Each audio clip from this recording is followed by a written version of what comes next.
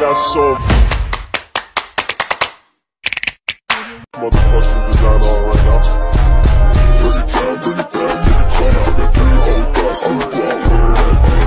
A day in school with me.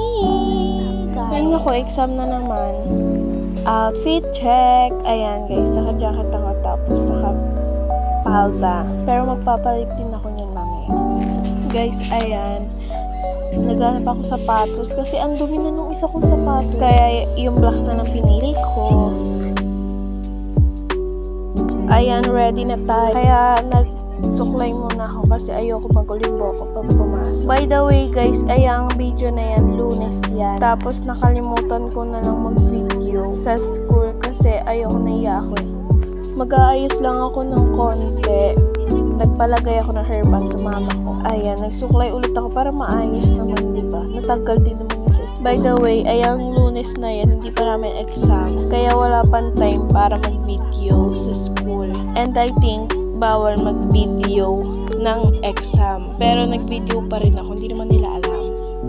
Ayan, inaayos ko pa din yung buhok kasi hindi talaga ako comfortable dyan sa hairband na yan kasi natatanggal siya lagi, madulas kasi yung buhok ko.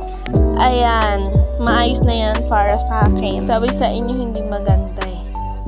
Tara na guys, punta na tayo sa escort. So ayan guys, nandito na tayo sa school ko. Ayan, tumatawa-tawa lang kami kasi nagbablog kami sa school. Nagchichismisa pa kami niya pero nahihiya na talaga. Guys, nahihiya siya kasi nandiyan yung crush niya.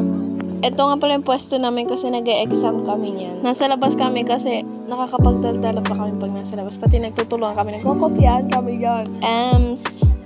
Ito na ako guys, Hagar the Volable. Ayan, ibibigay na sa amin yung exam. Malungkot na ako.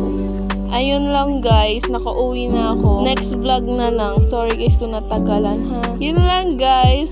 Bye-bye! Subscribe and click the notification bell for more videos.